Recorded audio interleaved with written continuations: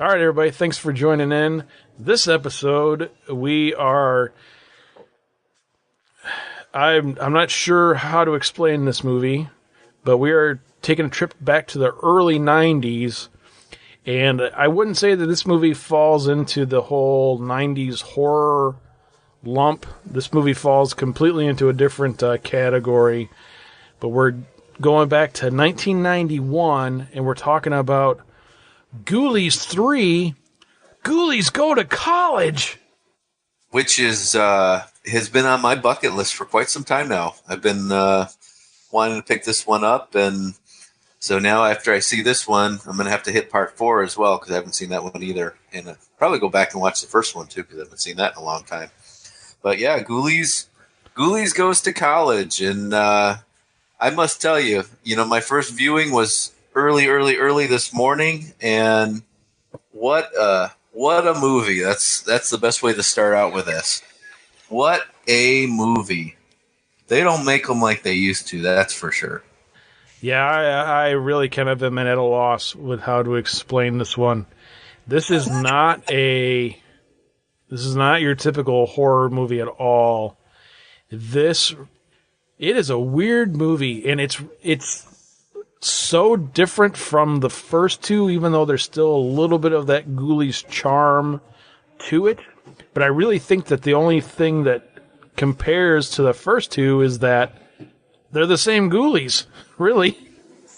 Other than that, it's almost like somebody ripped off like Meatballs and Police Academy and Porky's and all that stuff. I mean, this was really and it's weird that this came out in 91 because it really felt like a mid 80s like sausage fest comedy thing. I mean, it really was.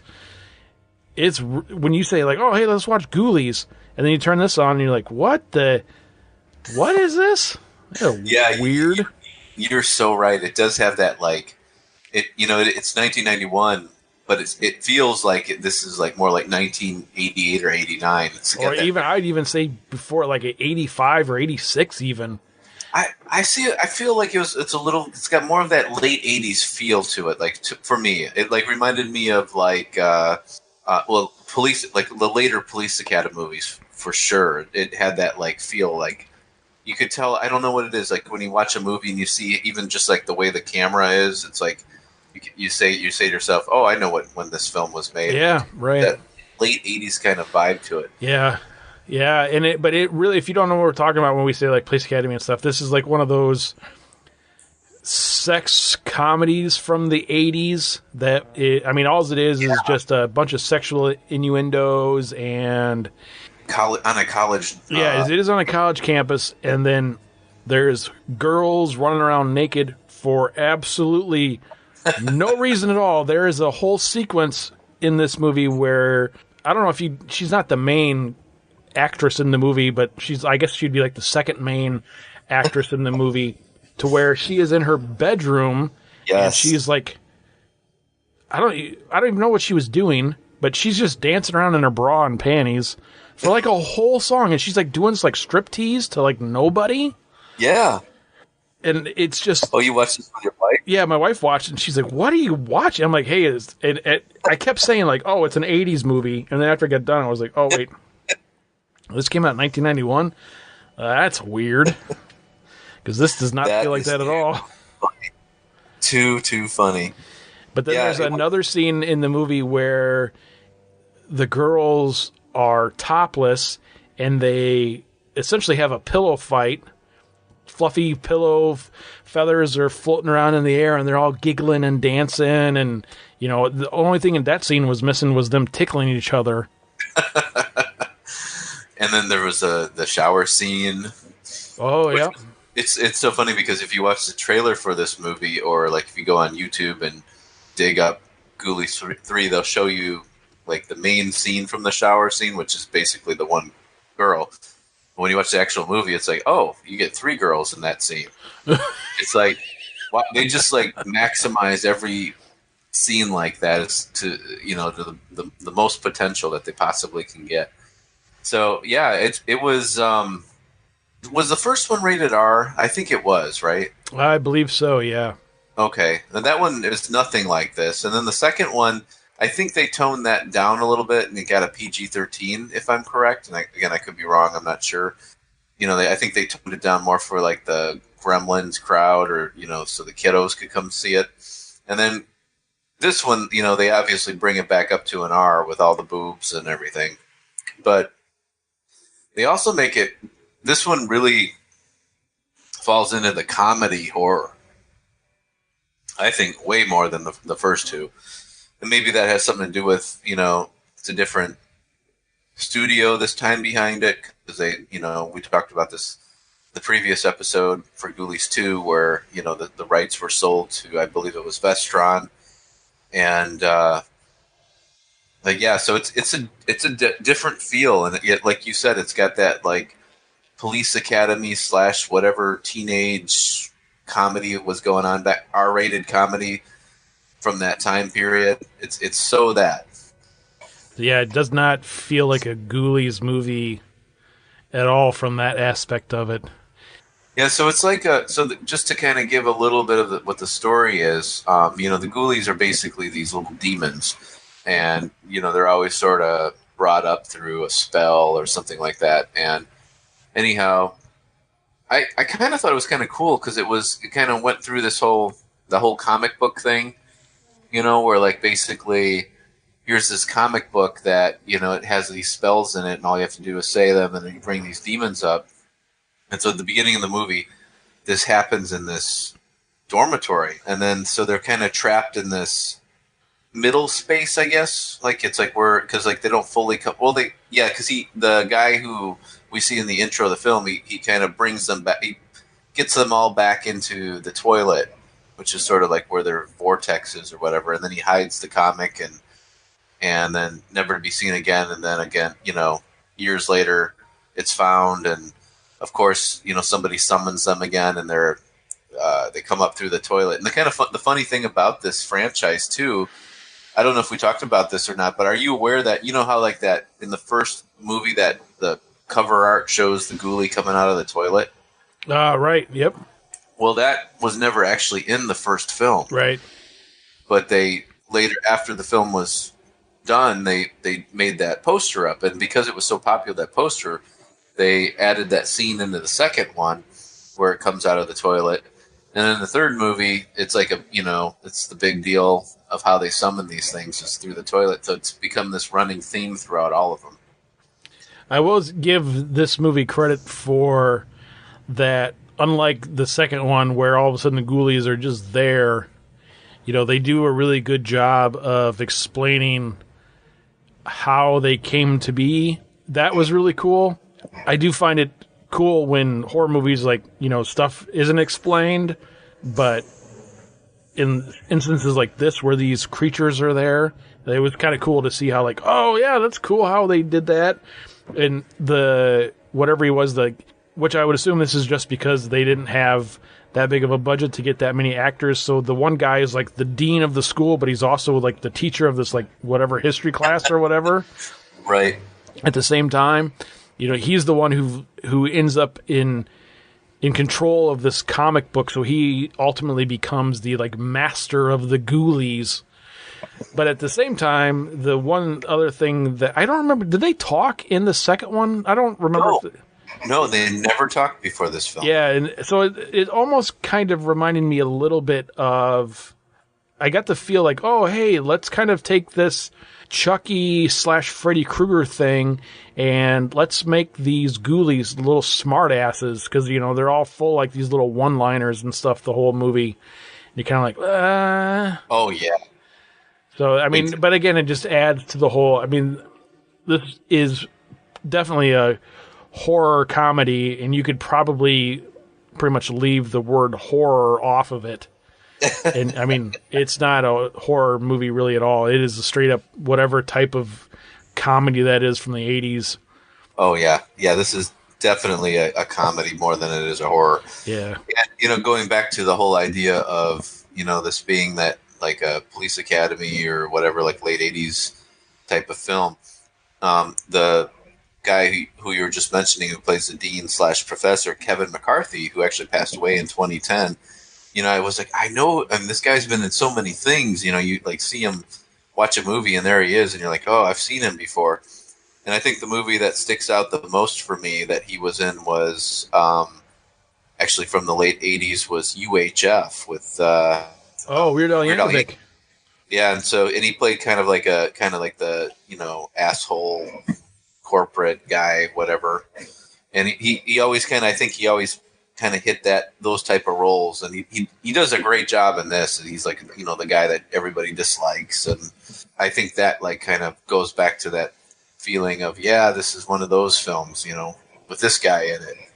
The other thing that this movie kind of that threw me going back to the whole like gratuitous stuff with all the girls and stuff in this movie is, for the most part, all of the actresses in this movie did not look like they belonged in a horror movie, at least back in this time period. They all looked like they belonged in that kind of like whatever college sex comedy thing. Right. They were all like bleach blonde hair and tall and super slender and big fake boobs and stuff, but they're not like the whole. You go look at all the Friday the 13th movies and stuff, and there's a ton of nudity and stuff in there, but they're all like, those girls look like girls. They don't look like Hollywood wannabe actresses. Right. No, I hear you. Again, it kind of going back to like the whole late '80s vibe. It did kind of like, I could picture some of these girls in like Friday the 13th Part 7 or something. Had they had some of the vibe there. And the guys too, they all look like, my gosh, they just came off of the set from Meatballs 8 right under the set of this one, Right, exactly. Yeah, totally. Absolutely feels that way. The whole film, it just feels like this late '80s. But at the same time, this movie came out in 1991, and then you get into the whole like crappy like '90s horror and into the into the 2000s horror and stuff. Then these people kind of look like they belong into that stuff. Yeah, definitely don't look like people that you'd see in an 80s horror movie, or I know this isn't a Charles Band thing or a Empire Full Moon movie anymore. This is a whole Vestron thing at this point, but I'll be interested to see what Ghoulies 4 looks like, because I have not seen. This was the first time I'd seen this one too when I watched this the other day. I'd never seen it before. I've never seen Ghoulies 4 either, I don't think. Yeah, it's funny because this one is definitely, the effects for these Ghoulies films is pretty poor. I mean, like when I think of like probably the best small creature film, like when we're talking about these little creatures, and was the original Gremlins, and that Joe Dante film was great. I mean, I think back to like how they manipulated those puppets and the way they designed them, and even though like some of the scenes were kind of hokey, you still kind of believe that they were living creatures. Where this one, every time you see them, you're like, there's somebody's hand up that thing. Oh yeah, right, yep, totally. You know that it's being manipulated by somebody, and they're so puppetish, and like they do they'll do the shot where they show the legs walking or something, and then they'll switch to a scene where it's like the head up, or like the shoulders up or whatever. But so the effects are pretty poor. And another thing too that kind of goes along the lines of this being more of a comedy than a horror are all of the quote unquote death scenes are more done in like a comic book fashion. Like like I think of like, first of all, the one woman, the secretary of the dean, and where basically her tongue gets pulled out and wrapped around her head. Oh, right. And then the shower scene where the ghoulie takes the plunger and puts it on her mouth and stretches her mouth out. It was kind of like, I almost see like these films being like more inspired by like Garbage Pail Kids or something. It kind of had that feel to it. Which again was like weird because that was in the 80s and this came out in 91. So you almost right. I almost wonder because there's not a lot of information about this movie online, if this is one of those movies that Ghoulies 2 came out in like 88, and Charles, like we had said in that episode, Charles Band sold the rights for the Ghoulies franchise to kind of save Empire Pictures, which it didn't end up happening. But they did sell the rights, and so it's almost like this movie got made right away, and then like maybe sat on a shelf for a couple of years. I was thinking the exact same thing. It seems like a movie that, yeah, was shelved because, I mean, even the soundtrack is very 80s. Like, I'm thinking 1991, did college kids really listen to music like that?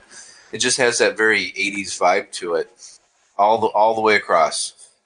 Another thing, too, I wanted to bring up with the soundtrack is that little, they must have hired some, I don't know, what do you call that? Like a kid's piano player or whatever?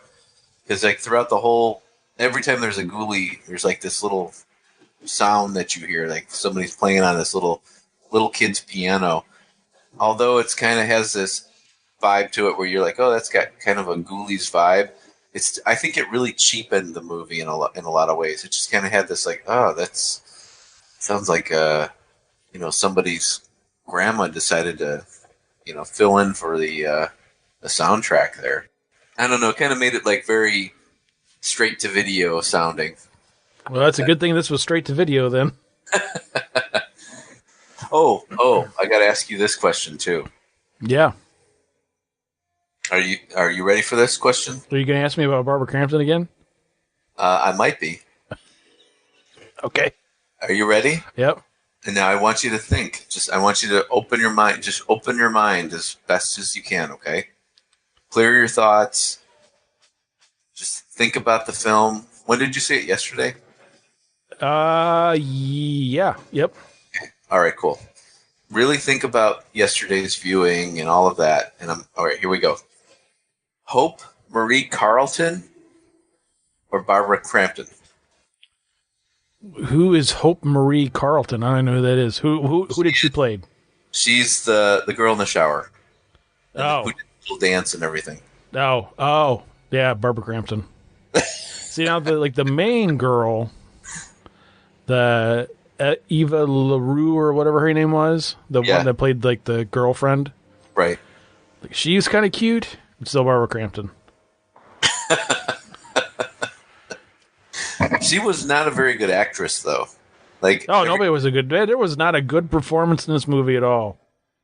No, we didn't. We forgot the security guard guy who was like had like a panty fetish. Yeah, that was kind of weird.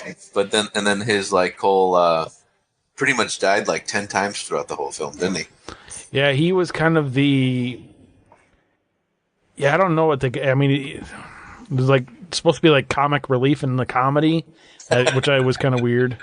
Yeah, but the bumbling Barney Fife type fat cop that just couldn't catch a break, and everybody was kind of picking on. Well, not everybody was picking on. He thought everybody was picking on him, but the Ghoulies were picking on him. So, did you catch my favorite part in this whole movie was towards the very beginning, and the one, I can't remember if he was I don't think he was the janitor. I just think he was just there, but he kind of got taken out by the mop bucket in the very beginning of the movie. Oh yeah. Yeah, the cameo by Kane Hodder in this, before Kane Hodder was probably a household name amongst horror fanatics. That was Kane Hodder was the janitor? He wasn't the janitor, but he was the guy like when the mop bucket like went down the stairs and the guy like got tripped over and threw the book in the air and then like was sliding down the sidewalk like on the mop bucket. That was Kane Hodder. I did not know that. That's really cool. Which is weird because this movie came out in 91. Again, which makes me kind of think that, this movie probably was filmed like in 88 or 89 because like Kane Hodder was already Jason Voorhees at that time, but probably wasn't quite a household name yet, because people probably didn't know what the hell he looked like. Yeah, you're right. Yeah, and so I mean, he was just a stunt coordinator or so. I would assume I didn't look through their credits on this, but I would assume that's what he was in this. He was probably the stunt coordinator, and right. They were like, "Oh yeah, come on, man, you can do a cameo in the movie." Yeah, we should check that out. I'd like to explore some more history on this film. See when it really was filmed, because like I think you're right. I think this is probably like something that was filmed like 87, 88, and they just had it on the shelf for a long time and finally said, oh, let's just toss it straight to video. Yeah, because even like the clothes and stuff they're wearing, Yeah. like you had said earlier, and we've talked about in previous episodes, you throw a movie on and that's how I felt when I was watching it. I was like, oh, late 80s horror. Oh wait, nope, late 80s comedy. Right. And then when I was like kind of looking into it today, I was like, 91? What? That's weird. That's not right. It's very weird. But it's one of these movies that is straight to video, and I'm sure if you did some like real digging, which here at Horror Heads we don't really prepare for the shows at all, so I didn't do any like real digging to dig any of the stuff up. But I wonder if, like we had said, Charles Band sold the rights off, and then Vestron was like, "Oh, cool, we got this Ghoulies stuff. Let's make this Ghoulies movie." And then Ghoulies 2 kind of bombed out, and they were like, "Ah, shit." Well, if anybody out there could send us some information on Ghoulies 3 and like if they know when it was produced or when it was filmed and all of that, we would love to hear that. Just send it to our Facebook page. Like send us a message and any history, anything and we would just kind of love to dig into it and figure this out. This is kind of a mystery for us right now. Yeah, or if Eva LaRue or Barbara Woods, if either one of you guys are listening to this show, get a hold of us. We'd love to interview you. Oh, and Hope Marie Carlton, you can get a hold of me. And Hope Marie Carlton too, yeah. Absolutely. Here's another thing I want to see if you noticed in this film. I thought it was pretty funny. It was a very bizarre, mistake. Kept asking myself, was that a mistake, or are they trying to say something by that, or it just makes sense to me? But turns out, the more I think about it, the more I realize it had to have been a mistake. But anyhow, remember the scene where the Ghoulies, they're in the frat house and they open the fridge and they see all the Miller Lite stacked up high in there? Yeah. Well, and then the one Ghoulie reaches for one and grabs a can lower, and then they all fall out of the fridge. You know that scene? Yeah. Well, when they show all the cans falling, there's a bunch of crushed empty cans. I thought that was kind of weird. Yeah, it's probably just a college kid. You never know. I don't know. I mean, they were all in the fridge, so they were supposed to be And then then later on they're like, oh, they drank our 2,000 beers or whatever it was. Right, exactly. So drink all our beer and our Ajax for some reason. They must have just had a bag of empty Miller Lite cans, and some of them were crushed and they didn't realize it, and then they. That's probably all they did was they just gathered all the empties around the set. And here's where the magic of Horror Heads comes into play. I am going to connect Ghoulies 3 to John Carpenter. Are you ready for this? I would love to hear this. So, yeah, I assume that, like you just said, that they probably went around gathering empty beer cans for the set for this scene. Probably very similar to how in Halloween, the original with John Carpenter directing, they had to go and bag up a bunch of fake leaves and then throw them around to make it look like fall in Pasadena, California. So there you go. It works every time. Wow, that's a stretch and a half right there. Yeah, it worked, though. If you say so, we'll...